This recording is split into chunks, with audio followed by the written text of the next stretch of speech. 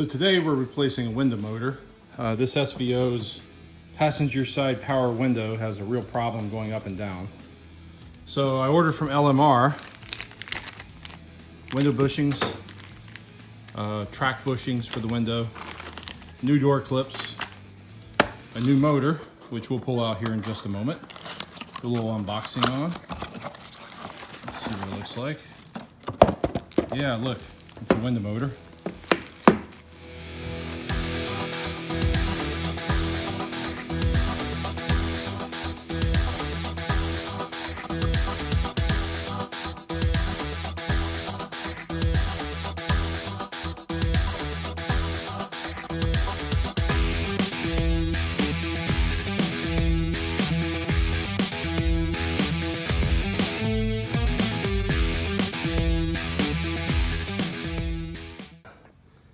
That fell right off. What can be challenging on some of these cars are these clips will get loose. And I've seen them where these clips will fall right out. And if they're not nice and tight in here, fitting good, it's really difficult to get them bolts to go right back in those holes. But these are in really, really good shape, so I'm not too concerned. Now at this point, we've got to take our door removal tool and start popping some of these clips so we don't rip this door panel. This panel behind this cloth and vinyl it's almost like a cardboard type material. Oh, there's some sticky stuff back there too. You want to be very careful you don't damage that material, kind of cardboard-like stuff or flake board type of material.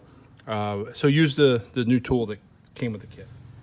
So this door motor is held in by 3 number 8 bolts, and you can kind of see the motor hiding in here. So we're gonna drop these 3 bolts out, at which point the motor will fall down and we'll be able to disconnect its electrical connector and take it out. So when I took the bolts out, the motor dropped straight down. This is the electrical connector, so that came off. The motor dropped straight down. I laid it on its side. Now in my case, the window is stuck down, so that limits space. You have to be careful not to damage the glass, but the motor comes straight out this way, and you can see it's kind of grimy. You can tell it's an older motor. It's been in there a while. Looks like an original Ford part, possibly the original motor, but who knows. Take that out. Now installation is going to go the same way. We're going to put this in sideways, lift it up. Now I can promise you this is going to be a little bit more difficult than when we took the motor out, because the other one just fell down. Now we got to get the other one up into place, one hand holding it, and get a bolt in it. So there's some juggling that has to happen, but you can do it.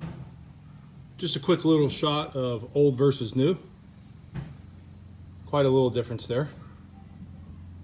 You can see a difference in design as well. This has this thing on it that's flat. So they've changed a little bit over the years. So I got this, if you can see down in there, the new motor standing vertically. It's not yet bolted in, but I wanted to take a break here and show you what had to happen. As you put this motor in here, it's very tight, and there's a rubber track. There's a track with a piece of rubber that the window rides in. And getting that through there and getting that stood up was very difficult. So to make more space, I had to lift the window up, and to do that you needed 2 hands, one on the top, the glass, one on the bottom. I lifted the glass up and then held it with my top hand, my right hand. My left hand, I reached in here and was able to get this into position.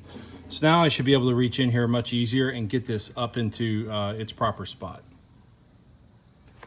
Yeah, it was a little tedious, but I was able to get the motor in place. I pushed the plug up through this hole, connected it.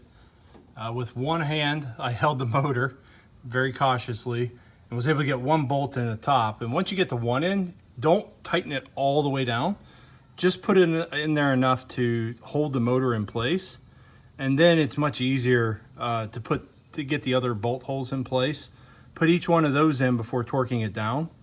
And then go around and torque it down once you've got all 3 of them fastened. Now at this point, I'm gonna make an attempt at working the window. I gotta turn the key on and see if this thing works.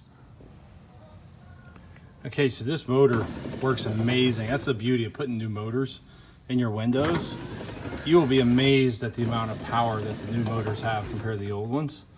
So one thing that happened as soon as I hit the button for the first time is it was bound a little bit because the teeth weren't sitting on the gear properly. But then you heard a loud snap, and that motor sat right in place, and now the window's working fine.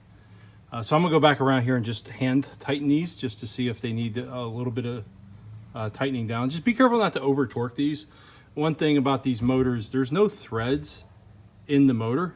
So that when you're putting that screw in there, it's actually creating threads. So if you over tighten them, you could strip the threads out. I think I may have almost done it on one of them because I was using the electric wrench and I just got a little carried away. So the next thing I'm gonna look at, I usually check, are these bushings here on the glass. And you'll notice there's a wobble in the glass. And I'm trying to see what's causing the wobble. And normally when I buy the kits, I go ahead and buy these bushings at the top. And I'll buy new bushings for here in the window. And I actually have a rivet gun where I can replace these if needed. But these bushings look really, really good, so I'm not gonna waste my time, but these ones seem really loose.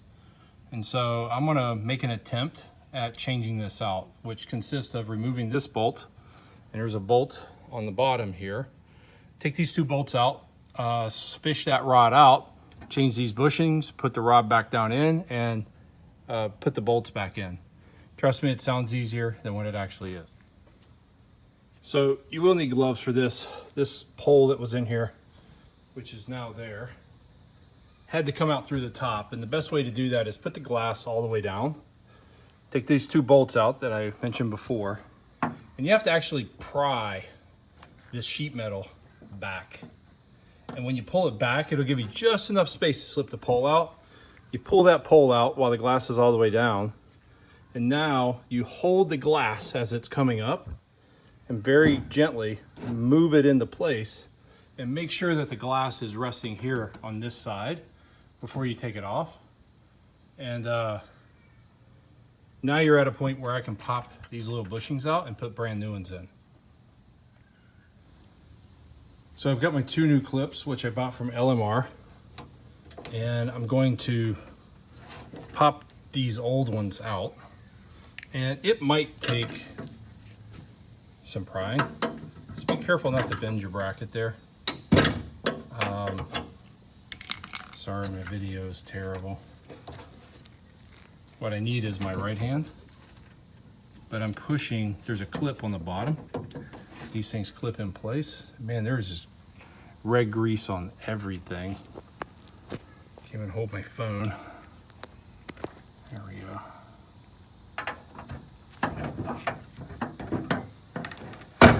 There we go. That popped up. Take that, throw it away. Take a new one, put it back in, same way it came out.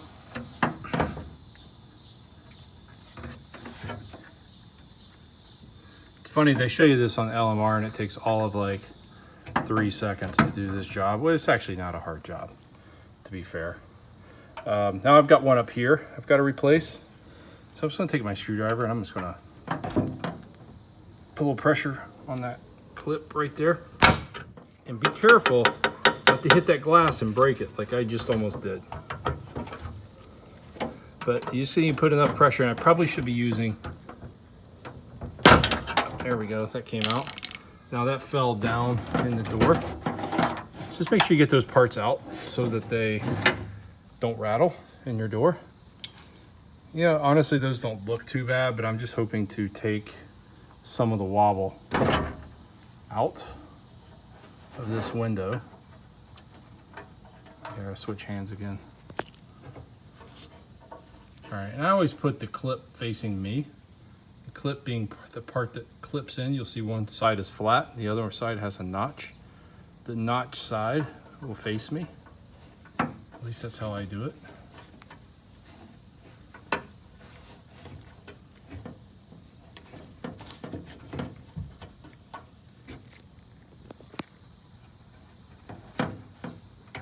There. That does not want to go in there. Let's see if it needs some. All right, so that's not gonna work. I'm gonna need 2 hands to make this happen. I'm gonna drop the camera for a minute.